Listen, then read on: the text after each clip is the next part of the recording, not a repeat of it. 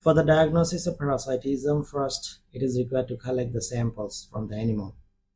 Freshly voided or defecated feces or stool sample are preferred for all animals and human as well. For large animals, it is preferred to collect the samples directly from the rectum.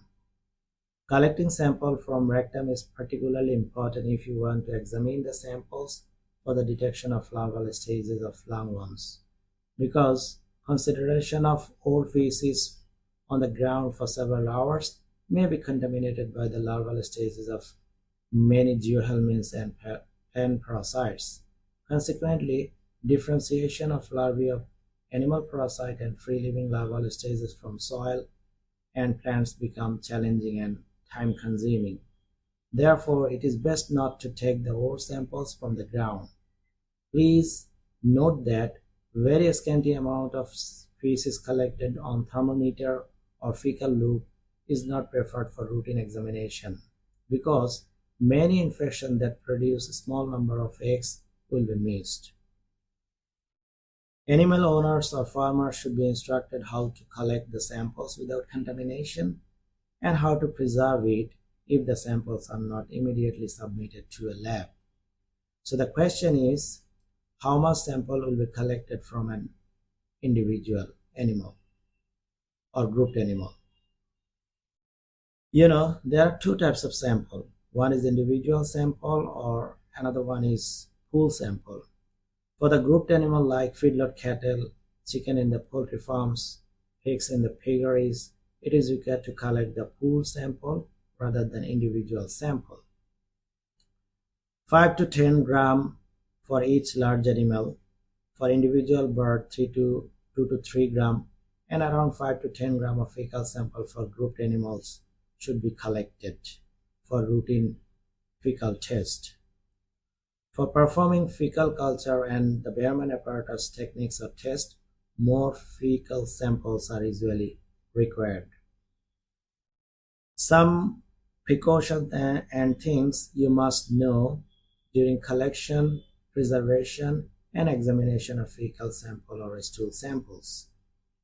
Usually, diagnostic tests preferred on freshly collected samples. That is, it is best to examine the sample in fresh condition as soon as they reach to a lab.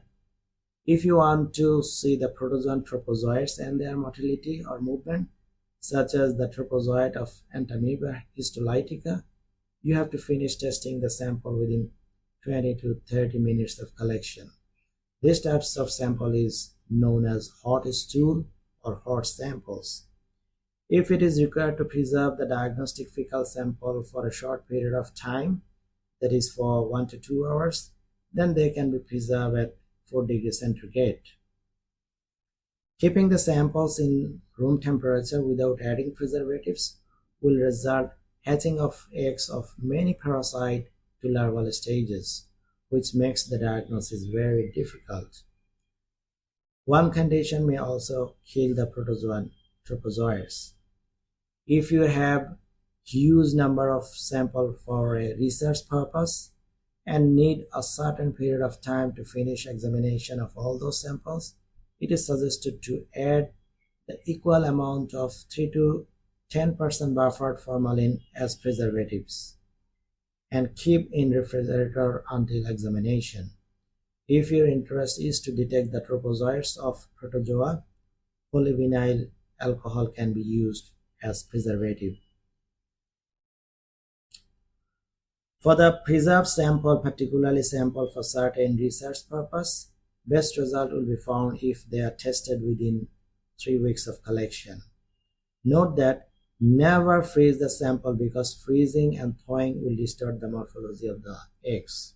Also note that other than routine examination of feces for diagnostic purpose, fecal sample can also be collected for different other purposes, such as for fecal culture for the isolation of larval stages, isolation of a specific protozoa, bacteria, etc.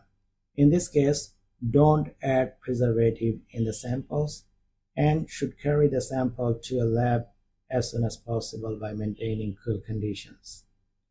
Sample collected for molecular work should preserve in alcohol and stored in minus freezer. Feces without preservatives may contain many infectious agents. Therefore, appropriate hygiene and safety measures should be employed. This is all about feces or stool sample collection and precaution you need to know for the diagnosis of parasitism.